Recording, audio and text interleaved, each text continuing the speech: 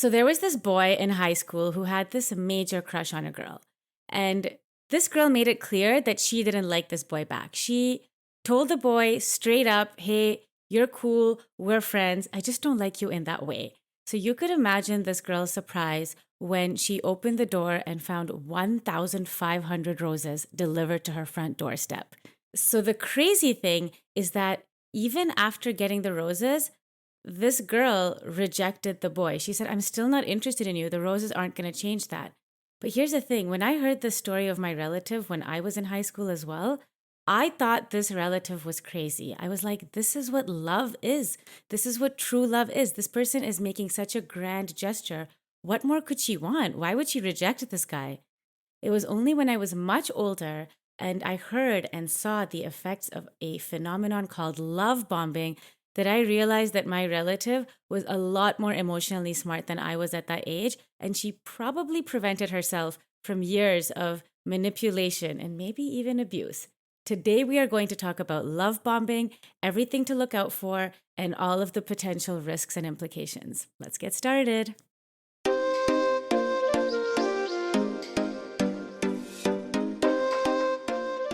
Welcome to Masala Takes. This is where I share my spicy masala takes on stories from the internet and topics related to culture, identity, and human dynamics. If a romantic partner showers you with love, affection, praise, attention, that should be a good thing, right? If they make you feel special and loved, if they tell you that you're the perfect person for them, isn't that what love is all about? Well, here's the thing, too much of a good thing can actually be a bad thing. And that's kind of what love bombing is all about. Love bombing is a manipulation tactic that's employed by toxic and abusive people in toxic and abusive relationships. It's so sneaky that sometimes you don't even really know what hit you until it's a little bit too late. It's also hard to even know what you're looking for. Today, I'm going to be going into this in detail, and I think it's something that's really important that people know about. First of all, if you're in a healthy, amazing relationship and you think, this is not for me, this doesn't impact my life, well, here's the thing. Love bombing is not limited to romantic relationships. You can be love bombed by a family member. You can be love bombed by a friend. So it's still worth listening to. But I think even more important is that you could know people who are in these relationships. And it's so important to understand what the signs are so that we can look out for the people that we care about. Let's get started on this episode. There's so much I learned about when I studied for this episode, and there's so much for me to share. So, love bombing is basically a manipulation tactic where excessive affection and love is used to almost overwhelm a target and is often used to get something in return. The thing about love is that if you shower love on someone and if somebody feels that love, it's a good thing. But if there's an ulterior motive, if it's conditional in any way, it becomes insincere and there are long-term risks of that kind of behavior. In the example that I shared earlier about the flowers, my relative had already communicated to this boy that she wasn't interested in him romantically. But after the flowers, she might have felt manipulated and pressured to, give this relationship a chance. Like, this person's making such a huge effort. Maybe I should try to be in this relationship. Maybe I should say yes. This is exactly how a huge gesture can be used as a manipulation tactic. Even the person who was love bombing probably thought that gesture was a sincere expression of love. But that person was using those flowers as a way to get something in return. And that's when it kind of errs on the side of love bombing. This is not healthy because it creates a sense of indebtedness between one person and the other person. So some characteristics of love bombing could be an excessive show of affection or love. It could feel a little bit more intense than what you might be used to getting from other relationships in your life. It could also be just a general rapid intensification of the process. So what that means is it's like, we've all heard of these whirlwind love stories when people are like, you know what, if you know, you just know, and you meet someone and they get married within 3 months and they got engaged in a month and they moved in together the week after they met.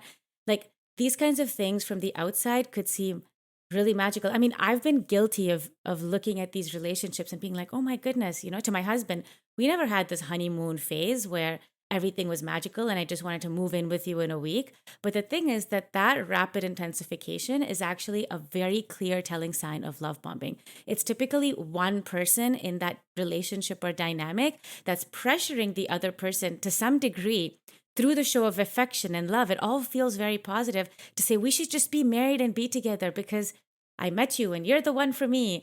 But these are some of the signs to look out for, that excessive, rapid show of love. But here's the thing, right? So far, everything I've shared, I mean, it could be okay because, I mean, if you get engaged to someone that shows you a lot of love and attention, who tells you that you're perfect every day, that could be a good thing. But there's a very sinister side to love bombing. There are some long term implications that show up sometimes after that initial love bombing phase. And that's when things start to get a little bit scary for the love bombee, the person who's being love bombed. Let's call them the love bombee.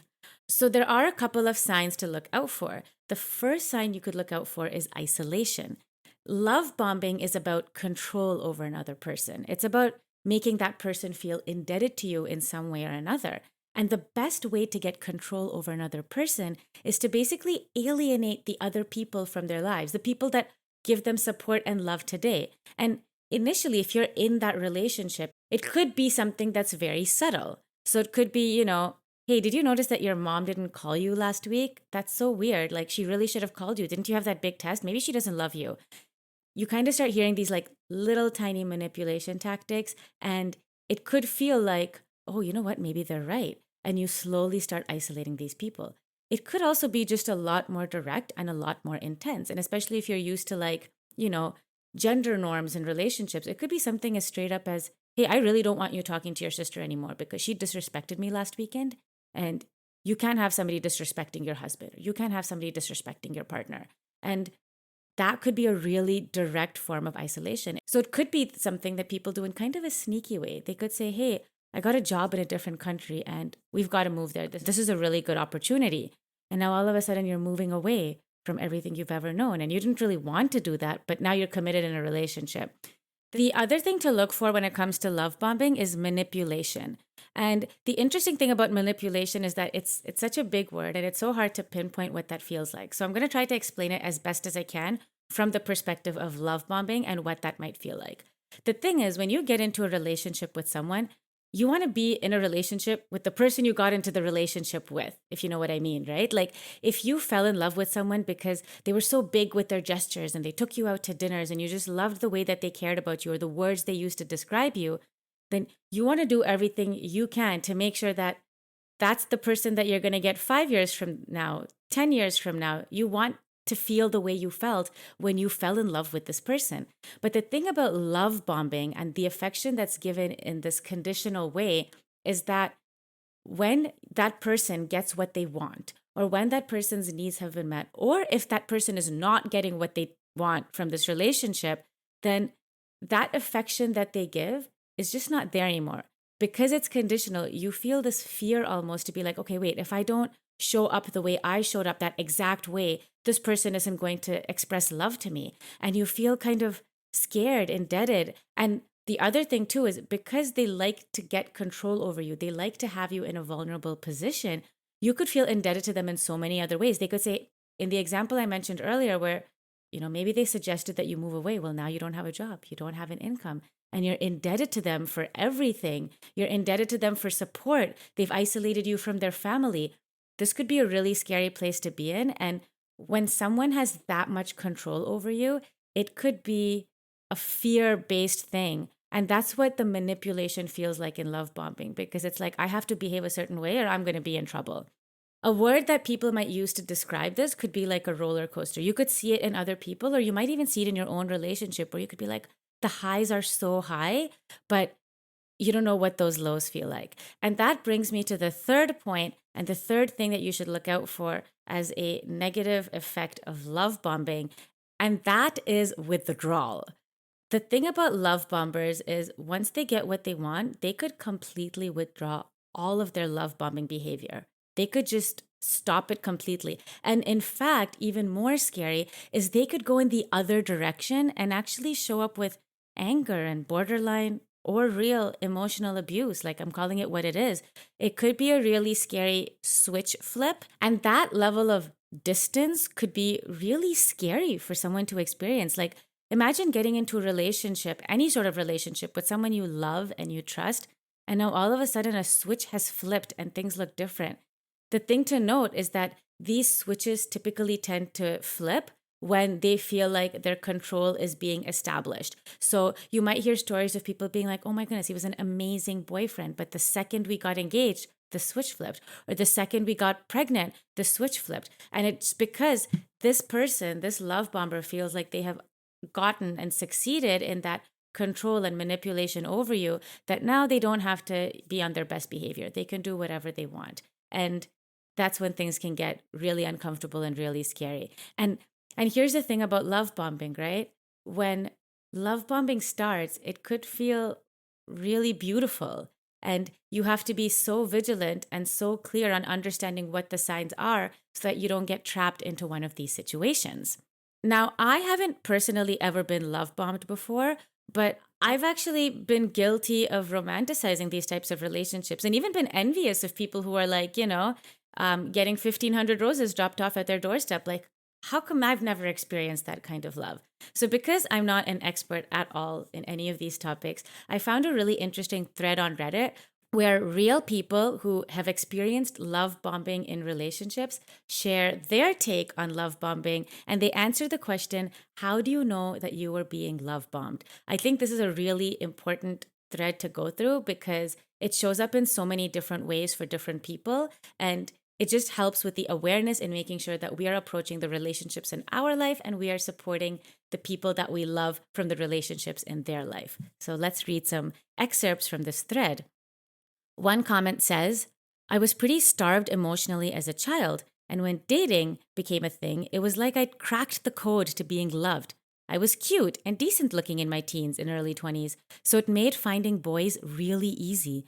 The problem was that I was so desperate for someone to show me they loved me that the love bombing felt amazing. I was like, wow, this is what it's supposed to be like. When someone loves you, you're supposed to be the center of their world. I was in awe of it and I couldn't get enough. The first few times, the love bombing turned into future faking and eventually completely slowed to a grinding halt, and then turned in the other direction towards complete neglect, even being cheated on. These experiences completely destroyed myself for a while. I think this is an important thing to note, is that a lot of times we don't have a good example in our life of what healthy love looks like, what healthy relationships look like. And when you're starved of attention in any sense of the word, emotionally especially, I feel like emotional intellect and emotional maturity tends to be lacking in a lot of desi families, probably in a lot of families of all cultures, but I'm desi, so that's my experience. But in a lot of desi families, I feel like there's not that emotional maturity, and there are a lot of emotionally starved women and people in the world. And this is such an attractive thing for them because they don't know what love looks like, and it feels like love. The next comment says, I felt uncomfortable. Being showered with love shouldn't make you feel uncomfortable. I think it's really important to understand what these things could feel like because the actions can be really hard to pinpoint. So the feelings are really important, and we should always be trusting our gut when it comes to any sort of relationship. One says, I didn't figure out until I told him I was leaving for real after 13 years of marriage. I agreed to one counseling session to appease him, and the treacles that flowed out of his mouth, how great I am, how much he loves me, blah, blah, was so fake and inconsistent with his actions that I was physically repulsed. He was so kind and loving when he was begging me not to leave him, and so cruel when he realized I wasn't backing down. Like, so cruel, unreal. The abuse cycle and trauma bonds are no joke. Yeah, this is the flip of the switch we talked about, and this is what it could look like in a real relationship, and that's scary. That's so uncomfortable to experience. One comment says, everything I did was amazing. I had a guy get excited that my favorite animated movie was a movie he had only seen one time as a child. He didn't even remember it. Yet he cited that as a reason I was perfect. I was a perfect match for him. Anything I did, even if it directly conflicted with one of his opinions, would turn into yet another reason I was perfect. Another comment says, I didn't put two and two together until a few months of dating. I had never heard of the term before. I didn't think there was anything wrong at the time. Literally one day after our first date, this guy asked me to be his girlfriend. I said yes because I was definitely in an emotionally vulnerable state back then. I was pretty desperate to be in a relationship and went with the first guy who treated me like a human being after running into a string of emotionally unavailable guys. Anyways, me and this guy dated for a few months, and most of the time, I was his main focus. He called me out. He skipped work often to hang out with me all day. He always told me how perfect I am and how he can't believe I'm with someone like him. That's a telltale sign. He avoided arguments and disagreements like the plague. He spent money on buying me things instead of paying bills sometimes. He told my mom that he was planning on getting me pregnant, which was very strange to me. He told me that he loved me a few days after meeting. Looking back now, all of this sounds insane to just overlook. But I was a firm believer that when you meet someone and you know that they're the one, everything is going to be perfect. No, it takes time to really get to know someone. No matter how bad you feel like you're ready to be in a serious relationship, start a family and all of that, take your time with dating and understand that things can't be rushed. So, when I mentioned that rapid intensification of this relationship type, this is what it looks like in real life. Like things move really quickly and they want to lock you down. And again, it's all about that control. They want to get you pregnant and get you married. And I'm glad that this person is out of this relationship. This one says, it happened after every screaming session. My mom would just go off on me for the most random of reasons. Then afterwards, it was a complete 180. Lots of hugs and kisses and affection. As an adult, I could recognize it in men and steered very, very clear. People who love bomb seem like they're trying very hard because that's what they're doing, trying. Love and affection is a natural thing and it's not something to be forced. I really wanted to include this example because I wanted to highlight that this is not necessarily limited to romantic relationships or cis heteronormative relationships or any type of relationships. It's not limited to gender. It's not limited to color. It's not limited to ethnicity. Like this could happen with your mom. This could happen with your sister. This could happen with a new friend you met at work that all of a sudden is like at your house with lattes on a Sunday morning and being super friendly and extra and buying you things. These types of relationships can happen in any setting, and that's why it's so important to be aware of. And that's why I wanted to include this comment as well. Now, one other comment says, I'm in a situation right now where I think the love bomb has finally exploded. Everything I do and say is wrong. I literally can't get through a sentence without being interrupted by him. He called me the B word. He physically hurt me. He wouldn't let me hug him or kiss him. Then I brought up that I didn't feel good, and he cried and yelled at me, saying that I'm manipulating him. I left and I'm scared to go back and face him. This person says, I felt like a fool. The reason I wanted to include this comment is because I wanted to highlight how difficult it can be to cut ties from this type of relationship. You really feel like a fool because you were duped, you were manipulated, and especially if you were isolated and it got to that point, it could be really hard to go back to those people that you kicked out because you wanted to prioritize this relationship that you now know is a sham. So getting out can be really hard. But I think, if you think you might be in a relationship like this, don't listen to a podcast. Go and get professional help. Go talk to a licensed therapist and see what steps that you can take to exit this relationship in a safe and supported way. And if you feel like you don't have the support of your family or friends anymore, there are ways that you can find that support. So please go out and get it. Okay, so this is one final example. It says, I dated an ex for 3 years when I was 20 and he was 24. He was abusive in every way except physically. I can only remember this incident toward me at the end of our relationship, and I'm not sure what prompted it. But I came home to his house and there was a big bouquet of flowers and a cookie from my favorite place waiting for me. This from a man who used to brag that the florist he used knew him by name because he went there so much for his exes. But not once in 3 years did he ever buy me flowers. He didn't do anything nice for me. He came home and he was suddenly being sweet. He asked if I liked the flowers. Oh, did you see that the cookie was from your favorite place? At that point, I had already signed a lease to move away from him, and I was just waiting for the keys. I just wasn't falling for it anymore. The reason I wanted to include this story is I also wanted to highlight the fact that love bombing might not follow that very traditional path where it starts with all the love and the affection and the attention, and then the manipulation and the terrible things happen after. It's very possible to just get into a relationship with someone who's not the greatest, someone who doesn't treat you well. It could be all you've seen in relationships growing up. It could be a self-esteem issue. There's so many reasons people get into these bad relationships. And I wanted to highlight this because love bombing is something that could happen down the line. It's something that you could get into a relationship, but every time you want to do something that puts that person at jeopardy, like in this case, she wanted to leave the relationship. That person got scared and then they started love bombing. It was something that happened down the line. And it's still a red flag. So it's still something to note. Like, you should never be in that situation and be like, oh my goodness, I was about to leave this guy, but he got me a cookie from my favorite place and he must love me. And I think we need to start seeing it for what it is. And that's that it is love bombing. So honestly, if I didn't know what love bombing was, and if I was the type of person who got attention from guys in my teens or early 20s, I would have definitely fallen into the trap of something like this. Like, if I was my relative, I would 100% still be in a toxic relationship with the 1500 roses guy. 100%. The thing is that I think it's such an easy trap to fall into because it feels so Bollywood in a way. I mean, we've seen this story 1,000 times, right? This bad boy meets this girl, and all of a sudden his entire personality changes because he's trying to woo this girl into a relationship. Even worse, the Bollywood story we've all seen where the girl says no. And we've heard the songs, right? Your no means my yes. And that guy weasels his way into this girl's life and manipulates her and does everything that he needs to do to make sure that this girl falls in love with him at the end. And if you think about these Bollywood stories, they all end up with the marriage or the relationship being finalized and nothing really after that. That's the love we grew up on. Those were the love stories that we fawned over. We were looking at, the Shah Rukh Khans and the Hrithik Roshans and the Salman Khans acting in these roles, and we wanted that for ourselves. But if you look at this logically, 99% of those relationships, if you followed them after the final scene of the Bollywood movie, those relationships would have been super toxic. They would have been terrible. And logically, this makes sense, right? That it's not going to lend itself to a happy ending. But I think when we get into these relationships, we're not often thinking logically, we're often thinking with our heart.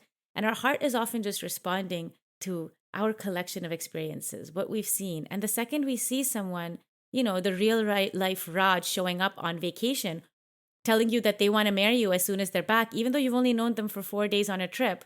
If you know the story, you know the story. But like the second we see that, we're like, this must be love. And it's not. So here are my 3 big takes on love bombing and on relationships at large.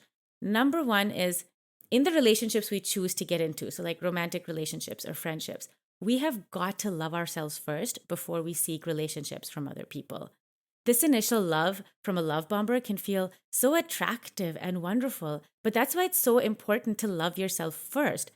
As South Asians, I think we're so bound by this timeline. Like, everybody has a number in their head of what's too old to get married. I remember when I was in my early 20s, like still in undergrad, people were pressuring me, telling me that I have to start thinking about marriage as soon as I get out because I'm not getting any younger.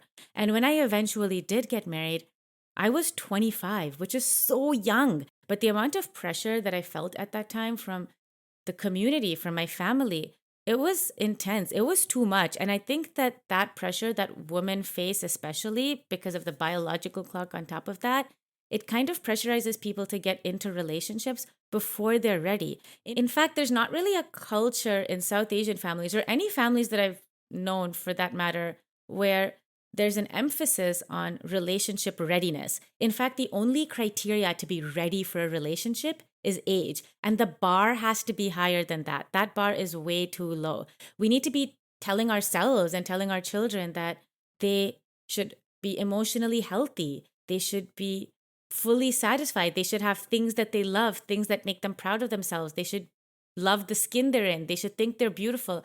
All of these things should happen first. Now, my second take is that we really need to be talking about unhealthy relationship behaviors. We need to be sharing our stories. We need to be listening to stories of other people. See, the thing is that love bombing is just one of many, many, many red flags to look out for. But I was never taught to look out for red flags at all. Again, the bar was just so low when it came to relationships. We should be teaching our daughters and our sons what these red flags are before they get into relationships. And we should be encouraging an open dialogue. So if they identify these red flags, they feel comfortable to come to us. And in order for us to instill that on our children, on the people that we love, we need to be able to instill that in ourselves. We need to be understanding what these different psychological phenomenons are. The thing is that if we don't know what to look out for, it becomes very easy to be blindsided. And we should not want that for ourselves or for the people around us. Now, my third take on love bombing and on relationships at large is that we really need to stop romanticizing these quick relationships and quick decisions. In my Indian community, things have changed quite a bit. But when I was a teenager, dating was really frowned upon. Culturally, people didn't date. They stayed celibate, they studied, they focused on their education, and then when time was right, they got married, right? And this message was drilled in my head from when I was a little girl, that that's what I was supposed to do, and dating was bad. And oh my goodness, did you see that person? She's going around town with this boy. It's so terrible. Because of this messaging drilled into my head, in my limited dating experience, I was thinking about marriage from day one, which gave me zero opportunity to explore any relationship in a healthy way. In fact, I didn't even want to see any red flags because I was like, well, I'm dating this person now, so I should be thinking about marriage. In fact, if someone even told their parents they were dating someone in my kind of generation, that meant that you were going to get married to that person. Like, I know people who had many, many relationships and didn't tell their parents about any of them. Their boyfriends were never introduced to their family. They were never, ingrained into their family. They never got to see their boyfriends in their element, in their family element integrate. And that's a terrible thing in itself. In fact, I even knew some people who waited for like half a decade before they told their parents that they were dating the person that they were dating because they weren't ready for marriage yet. And here's the other thing. The thing is, when I was growing up and you told your parents you were dating somebody, it was like, well, all right, when's the next window to get married? Because you're getting married right away because we don't want you going around town with this person. But again, it kind of limits that person's ability to explore the relationship. So the people who are more rebellious, which I was not, would not tell their parents about the relationship until they were literally ready to get married. And some people to this day have parents who think that the relationship lasted 6 months when it really lasted 6 years. When I got married, I actually followed an arranged marriage path. And if my mom had her way with timelines, I would have been married within like 3 or 4 months of meeting Arjun. And I eventually did get married to Arjun, but my heart races thinking about the intense pressure I felt to make a decision because everybody knew that I was talking to Arjun. And that pressure puts everyone in the relationship in a terrible and vulnerable position. But it's so, so, so common for Indian families. And we just need to stop. Like, we need to put a full stop to this behavior because it's scary and it's not cool. And I have a really bad internal response just talking about it. And the reason for that is when you're rushed in these situations, when you're rushed to make these big life decisions, you tend to blind yourself to what the red flags could be. You're not being mindful. You're not recognizing scary patterns. You're not having the real conversations because there's too many external pressures on that relationship. And we need to stop romanticizing that. I think media has a big role to play because of the types of relationships we saw growing up. But as people, we need to question the media and change our mindset. And I'm very, very passionate about point number 3, clearly. Now, I mentioned this before, but if you're in this situation, if you know someone who is in this situation, talk to a professional, get help, and get a plan. And if you know someone who you think is being isolated from you, someone who you love, who's now in a relationship that you haven't heard from in a long time, let them know that you're still there from them. One thing that I learned about when I was reading about love bombing is that especially in these scenarios where people are isolated from their loved ones, they feel like they can't go back. They feel like they've burnt that bridge and they're being told daily, constantly from the love bombing partners that these people don't love them anymore. They believe it truly, and that makes it harder for them to escape a bad situation. So even if you're not in this person's life, if you once loved someone and you think that they're being isolated in the relationship, just let them know that you're always there for them. And no matter what, if anything changes, that they can always call you. I feel like that goes a long way. And that's kind of what I understood from the research that I did on this topic. So what do you think about this episode? Should we break down more of these relationship red flags? Do you know someone who has been loved bombed before? Or have you? Share your stories because I want to hear from all of you. And I feel like there's so much that we can collectively learn by all of you sharing your stories. Thank you so much for listening to this episode. We are a video and audio podcast. You can find us everywhere at Masala Takes. And we will see you next week where I will be sharing my take on some stories from real people on the internet. See you then. Bye.